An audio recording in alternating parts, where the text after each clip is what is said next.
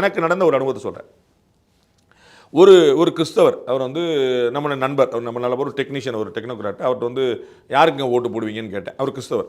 அவர் வந்து நான் டிவிக்கு தான் ஓட்டு போடுவேன். நேற்று வரைக்கும் அவர் யார் ஓட்டு போடுதான்னு எல்லாரும் தெரியும், நான் கிறிஸ்தவர்னு சொல்லிட்டேன்.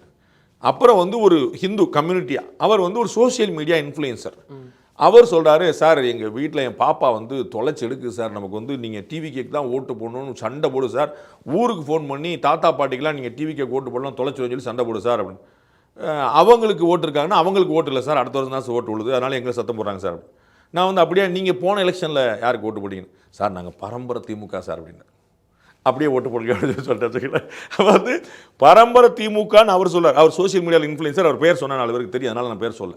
அவருடைய குடும்பத்தில் அவருடைய மகள் டிவிக்கு ஓட்டு போட சொல்கிறாங்க.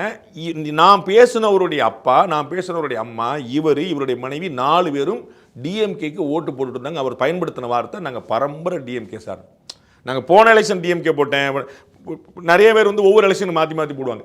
அவர் வந்து நாங்கள் பரம்பரை டிஎம்கே சார் வார்த்தையை பயன்படுத்துறார். அப்போ இவர்களுடைய ஓட்டும் வெளியே போகுதோ அப்படிங்கிற அச்சம் வரும்போது தான் இந்த நீங்கள் சொன்ன கிறிஸ்துமஸ் விழாக்கு இவ்வளோ முக்கியத்துவம்.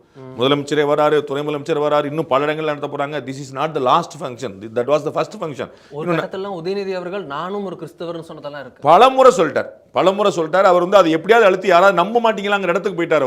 அவர் மனைவி கிறிஸ்தவர். அதனால் நான் பள்ளிக்கூடம் வந்து பள்ளி கல்லூரி தான் கிறிஸ்தவ கல்லூரி பள்ளிக்கூட படித்தேன். அதனால் வந்து என்னை எப்படியாவது அவர் வந்து லாஜிக்கலாக நான் ஒரு கிறிஸ்தவர் தானே அப்படின்னு சொல்லி வர்றாரு. ஃபேக்சுவலாகவே ஒரு கிறிஸ்தவர்னாலும் அவங்க ஏற்றுக்க மாட்டுறாங்களேங்கனால அழுத்தி சொல்லிட்டு வர்றாரு.